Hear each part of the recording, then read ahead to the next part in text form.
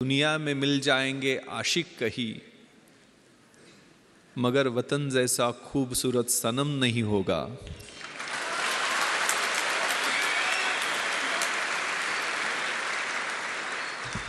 नोटों में लिपटकर सोने में समेटकर मरे हैं कई, मगर तिरंगे जैसा खूबसूरत कफन नहीं होगा।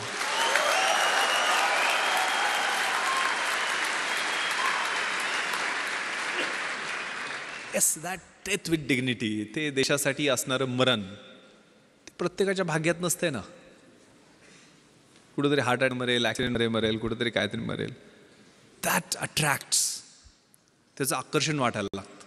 स्पर्धा करताना वेगळी मजा असते, कारण ज्यावेळेला आतमध्ये क्रिस्टल हॉलच्या बाहेर 3 पाठमोरे अतिरेकी, म्हणजे त्यांच्या प्रत्येकाकडं एक AK-47, 6 डबल मॅगझिन, म्हणजे एका मॅगझिनमध्ये 30 गोळ्या असतात, 550-650 AK-47चे राऊंड, एक ॲडिशनल पिस्टल, त्याचे 60 ते 100पर्यंत राऊंड, 25 ग्रेनेड प्रत्येकाकडे. एक ग्रेनेड ब्लास्ट केला तर 25 मीटरच्या परिघातला माणूस मेला तरी पाहिजे किंवा जखमी झाला पाहिजे. आणि प्लॅस्टिकच्या बॅगमध्ये 8 किलोचा RDXचा बॉम्ब, म्हणजे आपण जो पाहिला डोममध्ये, प्रत्येकाकडे एक. आणि असे 4 होते आणि आम्ही 2 जण होतो. माझ्याकडे ग्लॉक पिस्टल होती, जी कम्पॅरेटिव्हली चांगलं वेपन आहे. 18 गोळ्यांचे 2 मॅगझिन्स ग्लॉक पिस्टलमध्ये असतात आणि माझ्या बॉडीगार्डकडे साधी पिस्टल होती. म्हणजे तरी पण आम्ही एकदा ट्रिगर ओढला तर आमची एकच गोळी बाहेर पडणार आणि त्यांनी एकदा ट्रिगर ओढला तर 30 गोळ्या बाहेर पडणार, असा तो फरक होता. म्हणजे ज्यावेळेला क्रिस्टल हॉलच्या मध्ये लग्न सुरू होतं आणि त्याच्या बाहेर हे 3 पाठमोरी अतिरेकी सुनील कुडियादी तिथला सिक्युरिटी चीफनं दाखवले आणि तिथं फ्रॅक्शन ऑफ सेकंड न गवता बॅटल कॉम्पिटिशनवर त्यांच्यावरती आम्ही फायरिंग करू शकलो, की ज्यात एक जखमी झाला आणि तिथनं ते पळाले, म्हणून तिथल्या हॉलमधल्या लग्नात अडकलेल्या लोकांचे जीव वाचले. ते क्रुशियल होतं. त्यावेळेला तो बाहेर गोंधळ अडकलो असतो, मला कोणी प्रश्न विचारले नसते, कारण माझ्या बुलेट प्रूफ जॅकेट नव्हतं, ॲडिशनल मॅन पॉवर येण्याची वाट पाहणं स्वाभाविक होतं. ज्या आतमधनं जो कॉल होता, कॉल फॉर द ड्युटी, कारण पहिल्यांदा ह्या फायरिंग नंतर 11 वाजून 7 मिनिटापर्यंत एकही राऊंड फायर झालेलं नाही. म्हणजे 1 तास 5 मिनिटं एकही राऊंड ताजमध्ये फायर झालेलं नाही. आम्ही सगळे मजले चेक केले साऊथ विंगचे. ताजचं विभाजन हे नॉर्थ विंग आणि साऊथ विंगमध्ये, जुन्या ताजमध्ये, जे काय महाभारत झालं ते जुन्या ताजमध्येच झालं. तर नॉर्थ विंगमध्ये ते पळून गेले आणि आम्ही साऊथ विंग चेक करून खाली आलो. 11 वाजून 7 मिनिटांनी मात्र 2 ग्रेनेड ब्लास्ट त्यांनी केली, ज्यात शँडिलियर तुटून खाली आलं. आणि गेटवरती मी गेलो तर 2 मिसरूडनं फुटलेली 2 पोरं माझ्यासमोर अजून आली मदतीसाठी. SRPतले हे जवान समाधान मोरे आणि राहुल शिंदे. राहुल 21 वर्षाचा जवान शहीद झाला 2:45च्या गोळीबारामध्ये. यांच्याकडे तर 303 रायफली होत्या, 30-30 राऊंड होते. पण त्यांनाही आम्हाला, आमच्या छोट्याशा टीमला जाणीव करून दिली की देशासाठी मारायची किंवा मरायची अशी परत संधी येणार नाही आहे. परत आम्ही नॉर्थ विंगमध्ये घुसलो. परत 6व्या मजला लिफ्टनं घातला, तो पूर्ण चेक करून खाली लक्षात आलं की आपण CCTV रूममध्ये जाऊ. मग CCTV रूममधनं फायरिंग 2-3 राऊंड केल्यानंतर ते अतिरेकी 630 आणि 631 रूममधून बाहेर आले.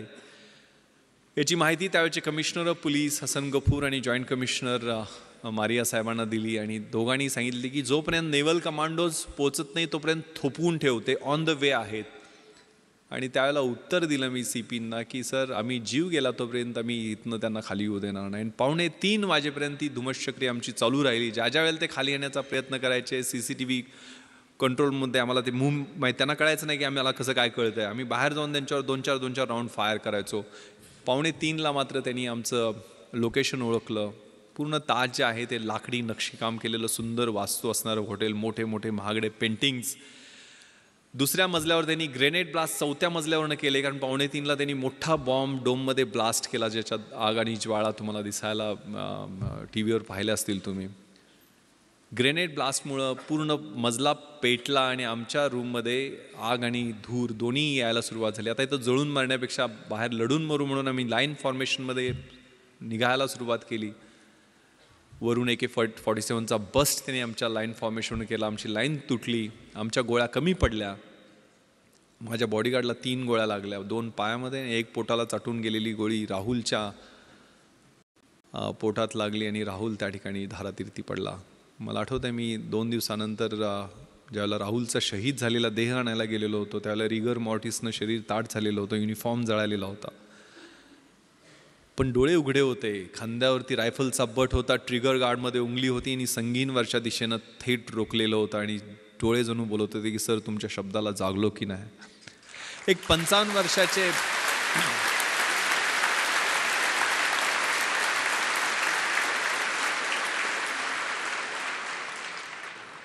एक 55 वर्षाचे अंमलदार तुकाराम ओंबाळे त्यांचं नाव 5 गोळ्या पोटामध्ये घेतात काय AK-47च्या. एक लाठी घेऊन तो माणूस चढाई करून जातो कसाबवरती.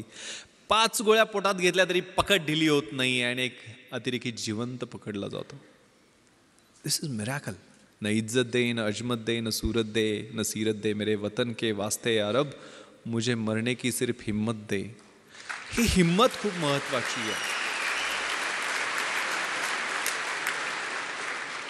उद्दिष्ट ठेवायचं आहे, स्वप्न ठेवायचं आहे आणि मार्गक्रमण करायचं आहे. निराश व्हायचं नाही आहे. सपोर्ट करायला तुम्हाला एवढी मोठी सिस्टम या ठिकाणी आहे. हे खूप छान कविता कुसुमाग्रजांची आहे. ओळखलत का सर मला पावसात आला कोणी, कपडे होते कर्दमलेले केसावरती पाणी, क्षणभर बसला नंतर हसला बोलला वरती पाहुणी, गंगामाई पाहुणी आली गेली घरट्यात राहुनी, माहेर वाशिन पोरीसारखी 4 भिंतीत नाचली, मोकळ्या हाती जाईल कशी, बायको मात्र वाचली, भिंत खचली, चूल विजली, होते नव्हते नेले, आठवणीला डोळ्यामध्ये पाणी मात्र ठेवले, कारभारणीला घेऊन सरसंगी आता लढतो आहे, चिखलगाळ काढतो आहे, पडकी भिंत बांधतो आहे, खिशाकडे हात जाताच हसत हसत उठला, पैसे नकोत सर मला जरा एकटेपणा वाटला, मोडून पडला संसार तरी मोडला नाही कणा, पाठीवरती हात ठेवून नुसतं लढ म्हणा. That fighting spirit.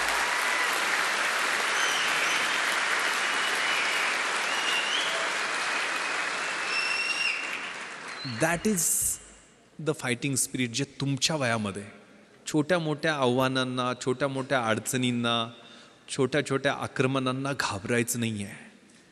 विपत्तीमध्ये मी भयभीत होणार नाही आहे हे मला माहीत आहे, मात्र त्याच्यासाठी माझ्याकडं लढण्याचं बळ दे, एवढंच देवाकडं मागायचं. That spirit that is very very important. आणि ते मला वाटतंय लढण्यासाठी उद्युक्त करतं. ते त्याच वयामध्ये हालात के कदमों पर सिकंदर नहीं गिरता, टूटा कोई तारा तो जमी पर नहीं गिरता, गिरते हैं शौक से दरिया समंदर में लेकिन किसी दरिया में समंदर नहीं गिरता. ते तारे तुम्ही आहात, ते सिकंदर तुम्ही आहात, ते समंदर तुम्ही आहात. ती इन्स्टिंक्ट या वयामध्ये असते. आयुष्य डेफिनेशन बदलण्यासाठी आहे. Roger Bannister, Gandhiji, Mandela, Edison, name the person, mother Teresa, या सगळ्यांनी डेफिनेशन्स बदलल्या. आपल्याला आयुष्य त्यांच्या एवढंच मिळणार आहे, 70-80 वर्ष काय असेल ते. आपण कशाचे डेफिनेशन्स बदलणार आहे? मी काय बदल घडणार, मी परिवर्तन कसं करणार, आणि मला जो बदल अपेक्षित आहे तो माझ्यापासून मी